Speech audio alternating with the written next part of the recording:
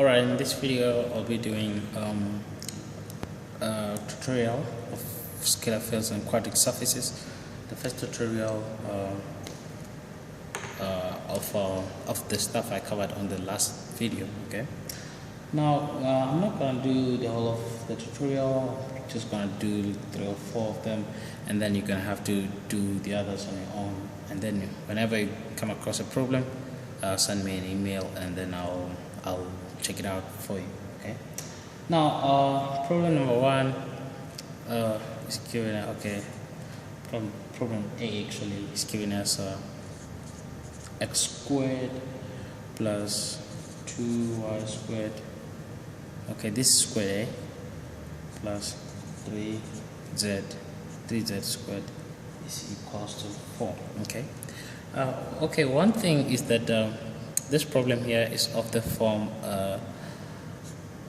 say alpha, so of the form alpha x squared plus beta y squared plus lambda z squared is equals to c, where c, lambda, beta, and alpha are all constants. Okay, and then I know some of you, you may be able to tell like which surface is gonna be. Okay, but let's work it out to show the steps that you should follow. Okay, now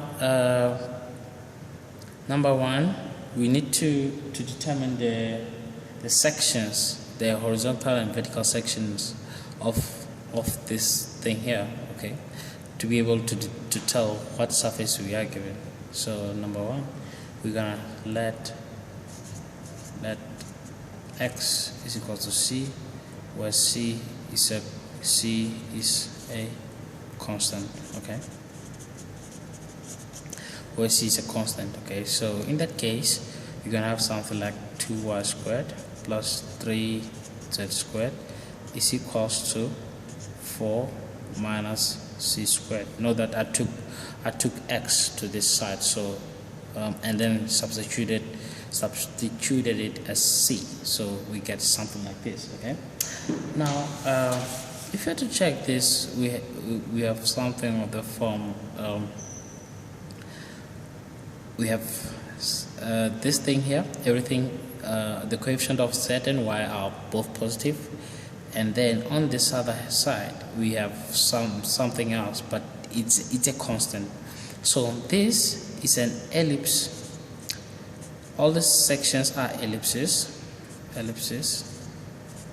for all 4 minus c squared greater than 0. Note that like this side must be positive in order for this thing here to be an ellipse. Okay, so that means that c squared is gonna be less than 4. Okay, for this thing to be an ellipse. Okay, note even c can also be 0, because if c is 0, note that you're gonna have 4, so it makes this thing an ellipse. Okay, so on the second thing we have to do, we have to let y is equals to k, where k is a constant. Okay, and then what we're gonna have is we're gonna have x squared plus 3z squared is equals to 4 minus 2k squared. Okay, I substituted y again, and then again this thing is an ellipse, like the sections are ellipses for all 4 minus 2k squared greater than 0. So that means that k squared is gonna be less than 2 in order for this thing to be an ellipse. Okay, so the next thing we have to let y is equals to, z is equals to a constant d. Okay, now what we're gonna have here is x squared plus 2y squared is equals to 4 minus 3d squared. Okay, and then again you see that this thing is likely to be like the sections are ellipses, given that